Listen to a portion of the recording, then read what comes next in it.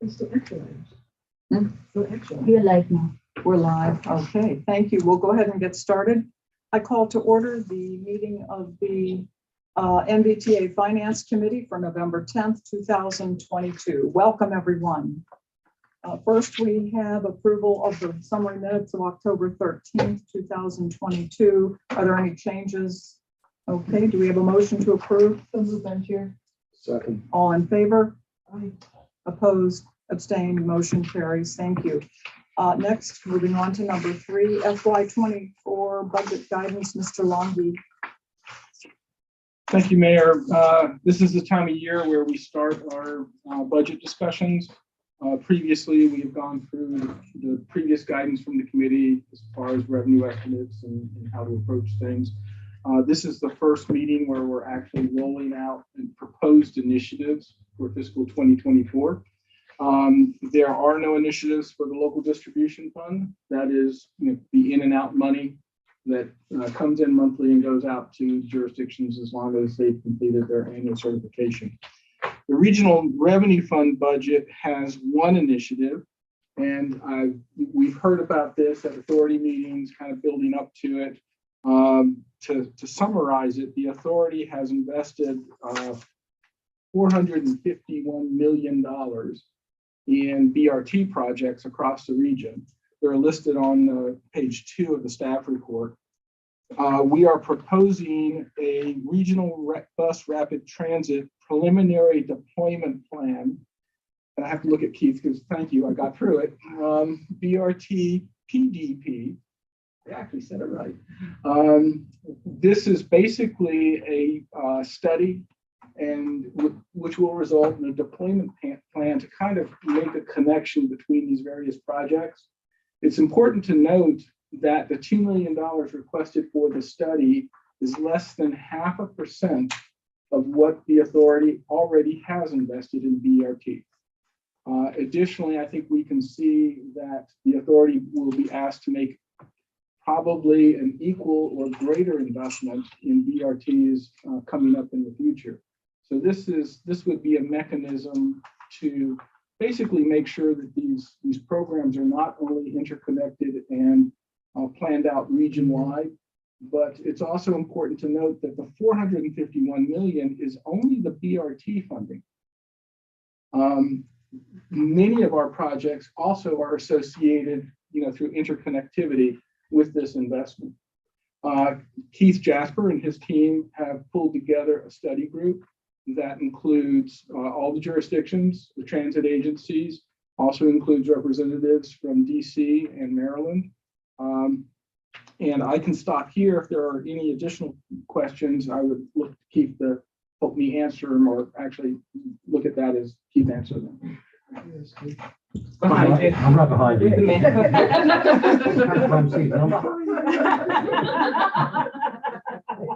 I'll move over there. I'm sure I have some questions. Yes, ma'am. Okay, so let me say this back to you to make sure that I understand what you're saying to us. So you're trying to do a connected bus system between Fairfax, Alexandria, Arlington, Falls Church, and Falls Church. And this would be separate and apart from the Metro bus system. Is that right? Well, this is a planning document. I mean, we're not proposing a system. We are proposing a study to make sure these investments are coordinated and to some extent integrated where possible. But it would be separate and apart from the Metro bus system. Metro would be part of the. It can be a feeder service into the BRT service, but this is really looking at, and it's not just these 5 BRT projects. We would, of course, embrace Prince William and Loudoun and Manassas Park.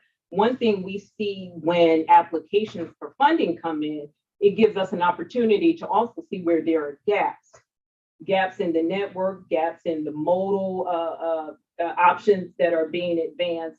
And to be honest, when DRPT conducted the Franconia Springfield Blue Line extension, looking at extending the Metro Rail, there were some concerns regarding, can this be done, the extension of the Blue Line be done at a certain time period? So this is when we reached out to some of the outer jurisdictions about, you can still have Metro one day. We're not trying to get into that, but in the interim, would you look at BRT or would you consider BRT? Because BRT functions differently depending on what kind of service you have. Fairfax County is on the fixed guideway, so their BRT is going to run in the median and nothing else can impede. But BRT could also be signal preemption as well. But it's really being given the opportunity to try to create a seamless BRT network in the region. Keith, you feel free to correct me if there's anything I've stated that needs. No, everything you said is correct. I'd say that as a regional body, what we do best is the regional overlay. And some jurisdictions are developing some great projects right now. What we're looking to do is to kind of synergize that into something that's region-wide and begin to get the benefits of a regional network as well as the benefits of the local lines. So, in particular, the Route 1 corridor extended south into Prince William County. Route 28, there's very little on Route 28 right now. And that's like from York County down and beyond to Mary Shell's County, city. So, there's some major corridors in the region that Absolutely. we think that this would fill the gap. I love the fact that we're doing a study, and I said before, I'm from Colorado, and we have a bus system. You can get almost all over the entire state on the RTD. It's one system, you can get anywhere. Transfer, it's an amazing system. So I love this idea. Is part of the study going to be to study the need? Because I know that a lot of times when I'm always for transit. I am never for empty transit. Absolutely. And sometimes we look at the transit that's going out and it's not, it's Right. empty right now. And so is it not just how it would interconnect, but what the need is? as well? Absolutely, because we want to look at something that competes with the SOV.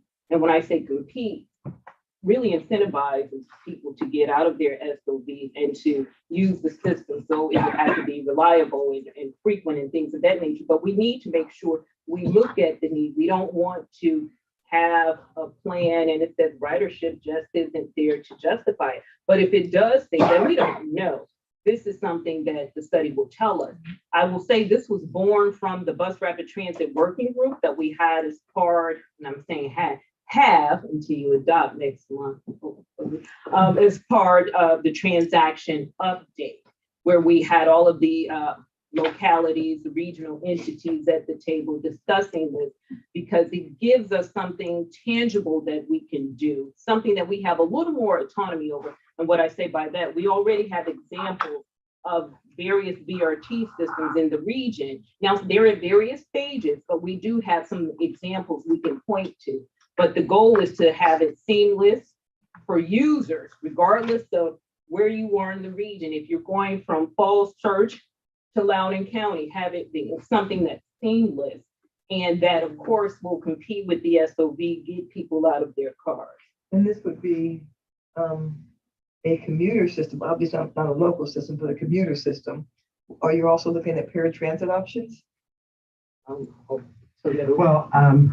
a BRT, when it works best, is an all-day system. Okay. So we'll be looking at different patterns of demand throughout the day that will support this, which is typical of the locations around the nation which have deployed this sort of system. It's something that kind of replicates Metro Rail, but we can get to 2, 3, 4 decades sooner. And at much lower cost than any Metro Rail extension. So, the precise form of the service is one of the things we'll be looking at as part of the preliminary deployment plan. Certainly the pattern of need is very important. We wouldn't be wanting to propose something that no one's going to use. But when it comes to integrating with other forms of transit, one of the things that we also want to look at is how technology can help. The famous first mile, last mile connections that if they're not there, people are naturally going to tend to drive. But if those connections are there, then this sort of system becomes way more attractive. So, microtransit, even the little relay shuffle we have up the road in the Mosaic district, which doesn't have a driver, that's still a pilot, but over the next 5 or 10 years, we expect those systems to become more commonplace around the country. And they extend the reach of the transit system without exponentially increasing the cost of running that system because they're driverless. So, quick one, question, Madam Chair. I don't know anything about Metro Bus because we don't have Metro Bus in Loudoun County. Do you ever have Metro Bus? We do. We do. So, Some. yeah, and that's what I thought. It's kind of, it's a lot more slim than Arlington than Arlington and Alexandria. Exactly. Would it be more logical to look at Fairfax, Loudoun, Prince William that doesn't have a Metro Bus system, or is Metro Bus systems more local and you're looking at a commuter bus system that connects the region? I think, and Keith, again, correct me if I'm wrong, we are looking at commuter first, but it can be used at various times of day. We just aren't that far. Northern Virginia has a lot of local bus services. So a lot of our localities, they already operate their bus services. So it's not looking, I don't think we would be looking to replicate the local bus services. Yeah, that's what I'm saying. But some of the longer haul, and I'm saying longer haul. That's what I mean by commuter bus. Yeah, we are looking at something like that, but that does not have to be the only option. This is something we want to look That's at. the more logical option to me, to be honest, because of jurisdictions have more local fixed routes. So the regional long haul commuter buses actually makes more sense, which is why I said that. This is why I'm thinking Loudoun and Prince William, much of Fairfax, because there's so much local bus routes in Arlington and Alexandria. But I mean, listen, I think this is a great idea. I think this is what I think this region sorely lacks. This and some type of art. Those are two things I think this region sorely lacks. And so I love this idea. And I know this is the beginning of a very long road and it's just a study, but I think it's a good idea. Yeah. Yes. Good questions. A couple of questions. So how is NVTC involved in this? I mean, typically there are transit leads for the region, at least for those of us not on the PRTC for Prince William. Well, I'll say this and then I'll turn it over to Keith. We actually, as part of the Bus Rapid Transit Working Group that we have for transaction, NVTC is a participant, a stakeholder in that working group. And because we have the Envision Route 7 study, we would envision them participating in this as well. Learning, and I want to say that it's shared knowledge because we cover the entire planning district.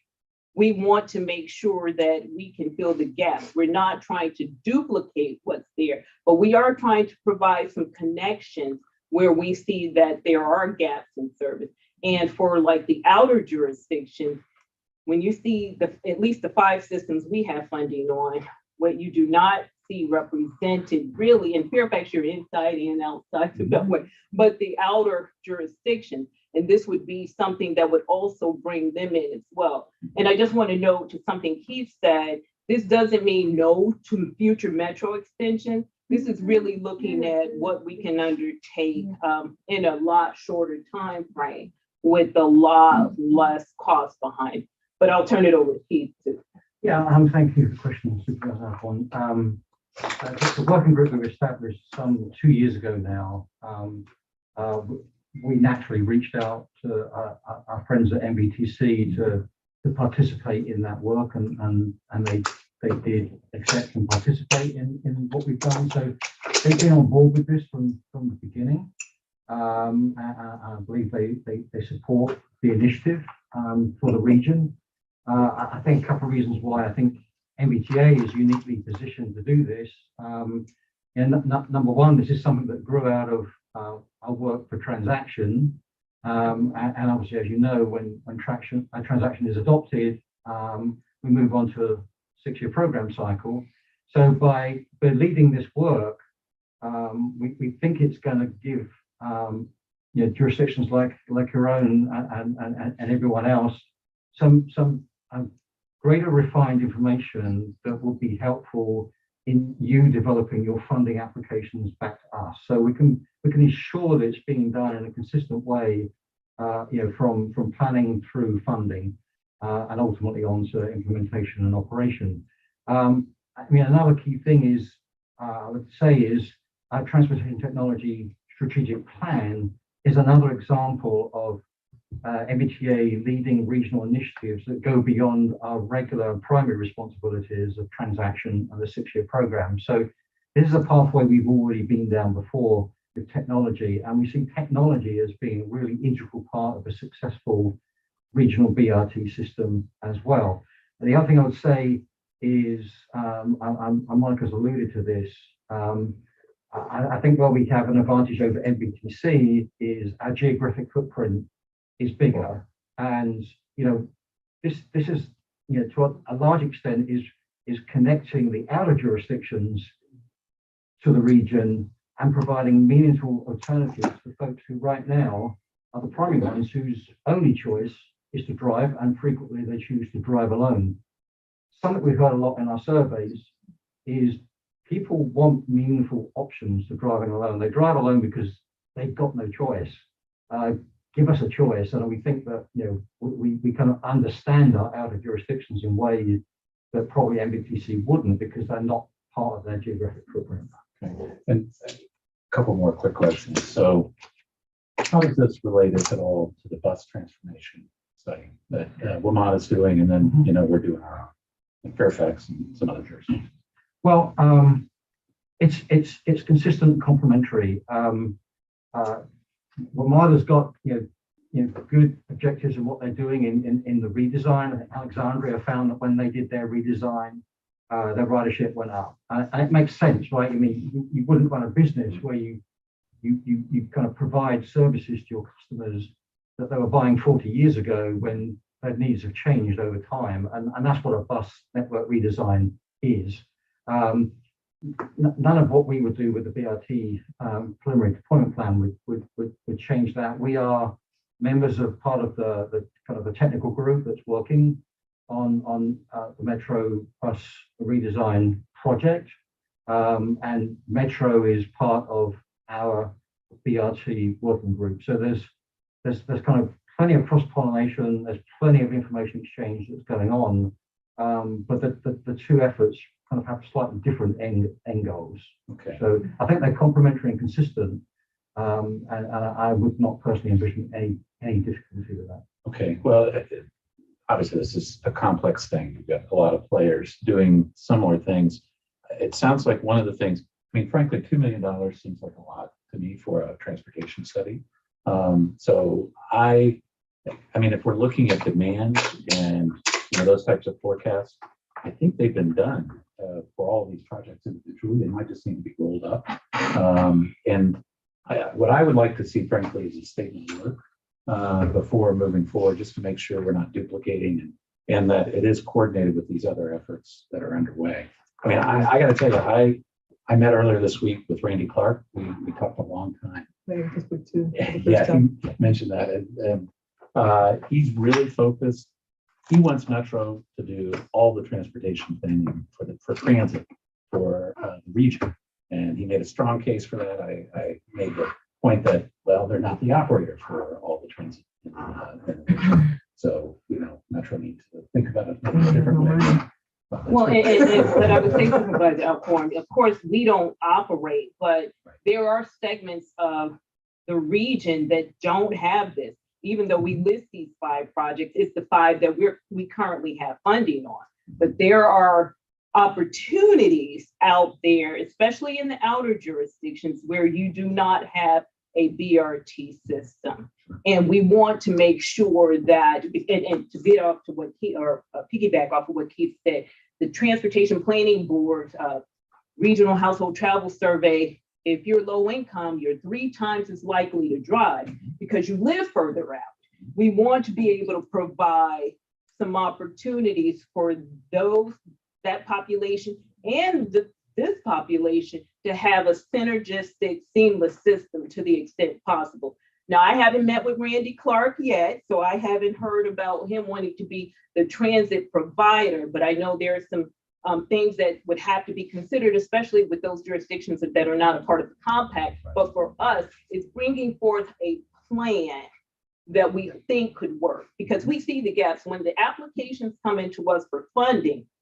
Sometimes we're reaching out, well, what is jurisdiction here doing?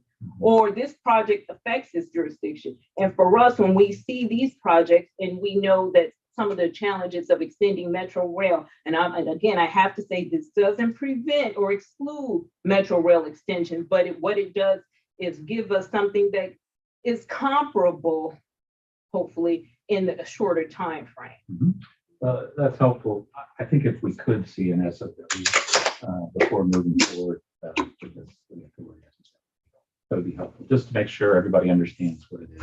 I totally agree that having region-wide transit planning is really important, and I'm not sure Metro. It's not a bad thing. And if Do you have a follow-up? No, just if we could see the Okay, SOW. yeah. I like the connectivity aspect of this, and I like the cost effectiveness of BRT, period. Yeah. And if I may, I actually don't think 2 million is unreasonable. I think that, I don't, but I It like, depends on what the study yeah, is. so I think that's what that would be helpful. I don't think that was unreasonable. And, you know, to be not too blunt, because we are being recorded. But I think we're really all pulling for Metro. But at the same time, realizing that Metro has some concerns right now that we're dealing with. And now, you know, we're only going to extend rail so far, and I don't imagine rail's going to come to, if it ever comes to Prince William County, it would probably be many years from now, and it probably won't extend past the Ashburn station and Loudon into Leesburg or somewhere else for many years either. And so, yeah, even though I know Prince William and Loudon are not on here because they're not projects, but I am continuously amazed that this jurisdiction does not have more interconnected transit. So, yeah. Mr. Snyder? Yeah, I think this is a good table to be firmly with Virginia.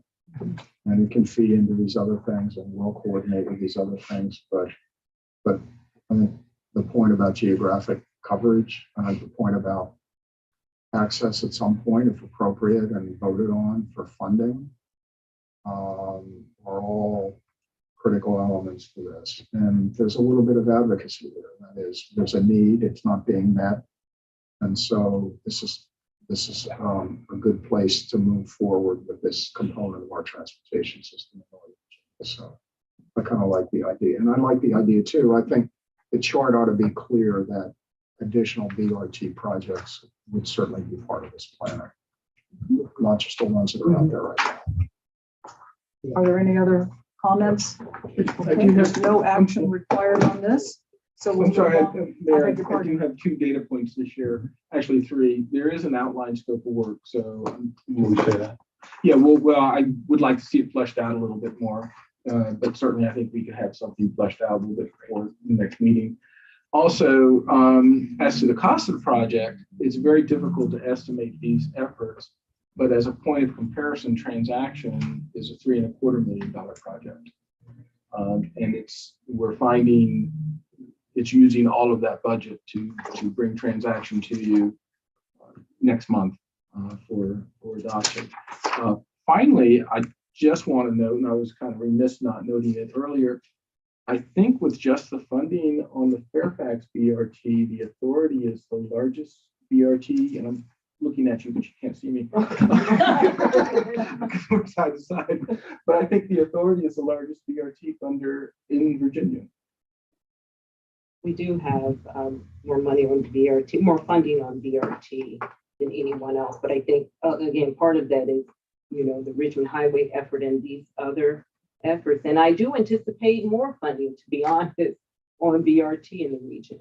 On the Route 7 project, I think is preparing a $500 million application to the feds. We hope they get it. I mean, Yeah, Our money it's- goes further when other people can bring in more money. But I think there's significant future questions for the authority on funding different BRT projects. Yeah, and I'm supportive of all this. I want to see regional planning. Just want to make sure it's well coordinated and frankly not duplicated. anything already. Just to make sure that I heard you correctly, MBTA is the largest funder of BRT in the region, the northern region, I believe in the Commonwealth. in the Commonwealth. That's very impressive. Okay, thank you. But we better be. Oh. We need it.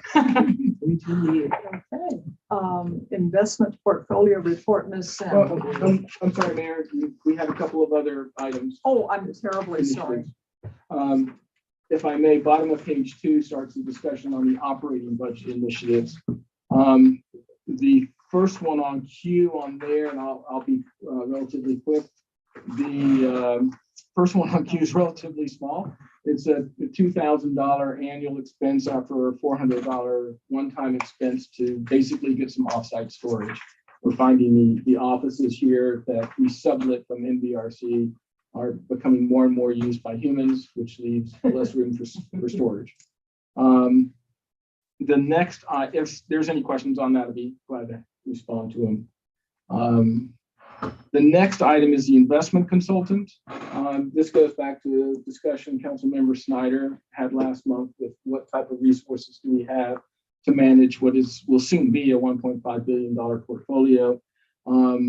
As discussed last month, we brought in the retired portfolio manager from Fairfax County. After she retired, we didn't steal her. And she has been a great resource while we were in between portfolio managers. Also has been doing a great job of giving Deb some background as she's more fully takes into her position as a new portfolio manager. I will note of the 69,500 we're asking, 27 of that is to give her access basically to a Bloomberg terminal, which is critical to staying in touch with the market. As a point of reference, to manage a portfolio this size would typically cost between 600 and 20 basis points, 25 basis points being 1/4%.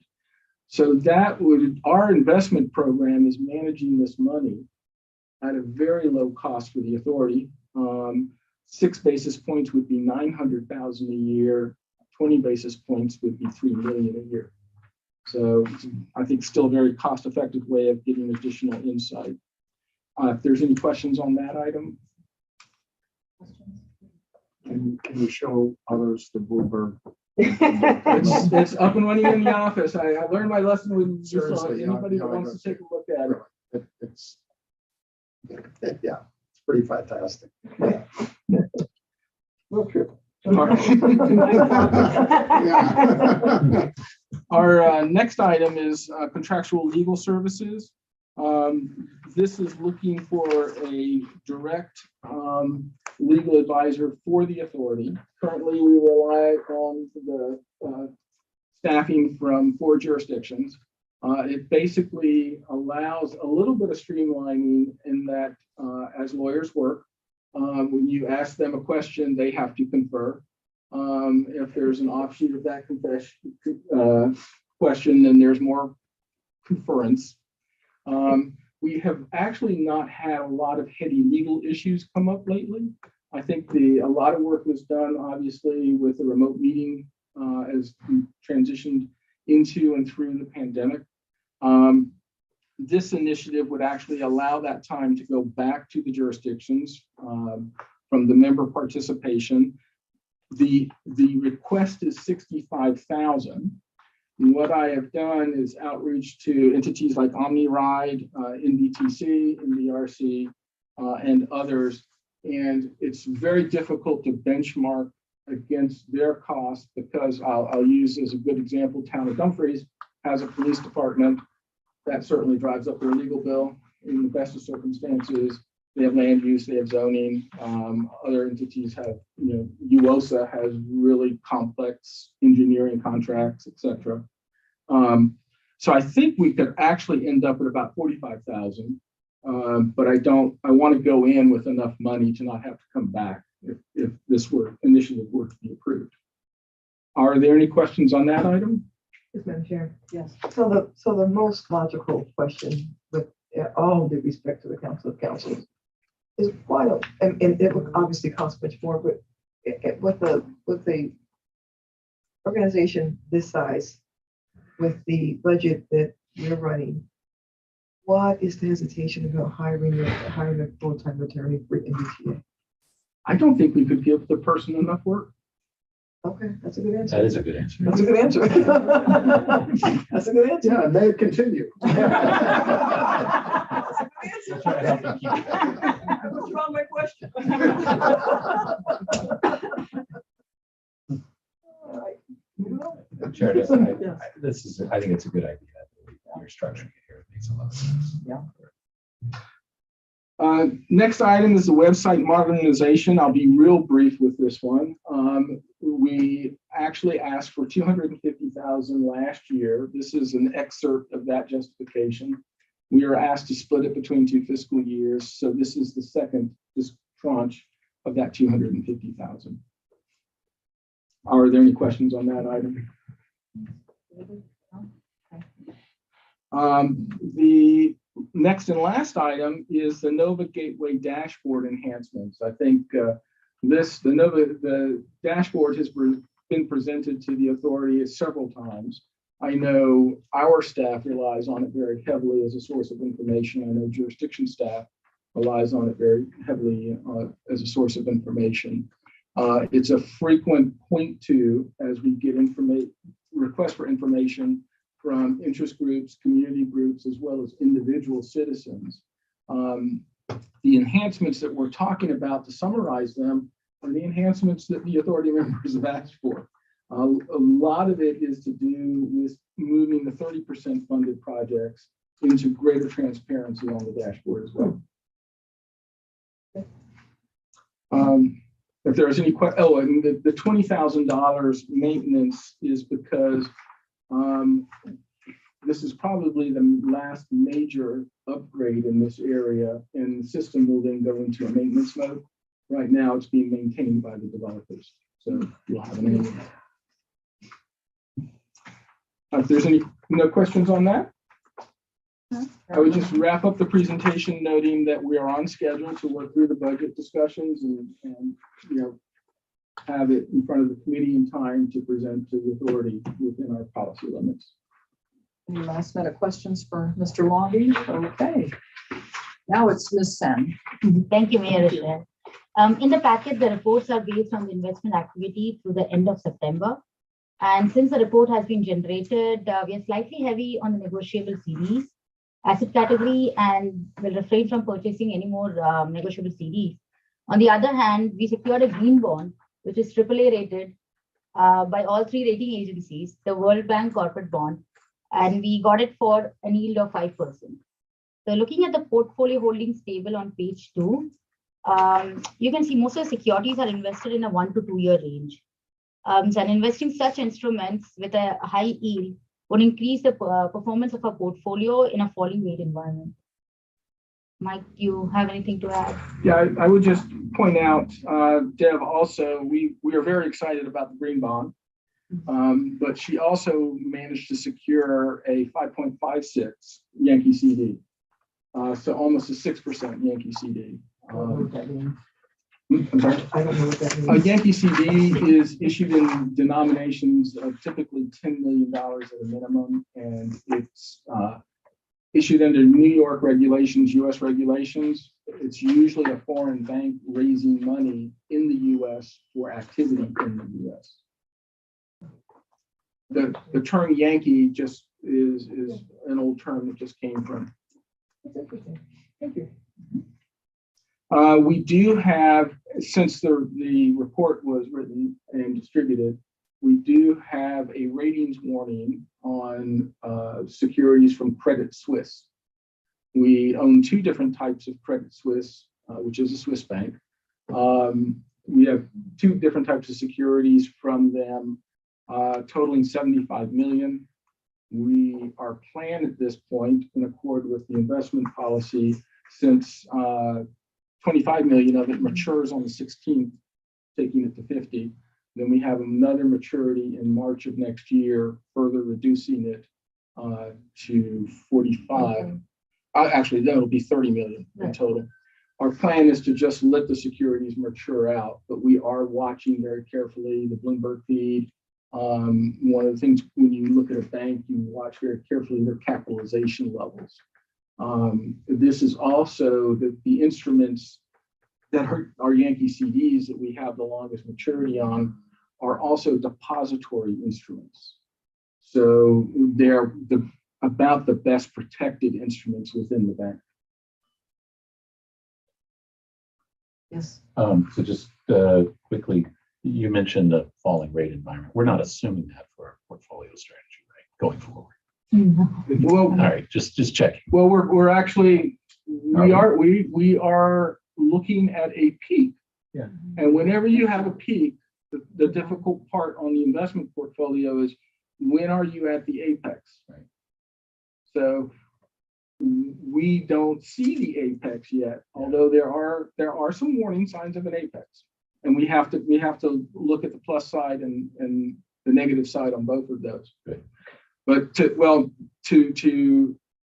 handle that strategy, what we have done is we've positioned the portfolio so we have about, in addition to the new incoming money, we have about $60 million in maturities each month.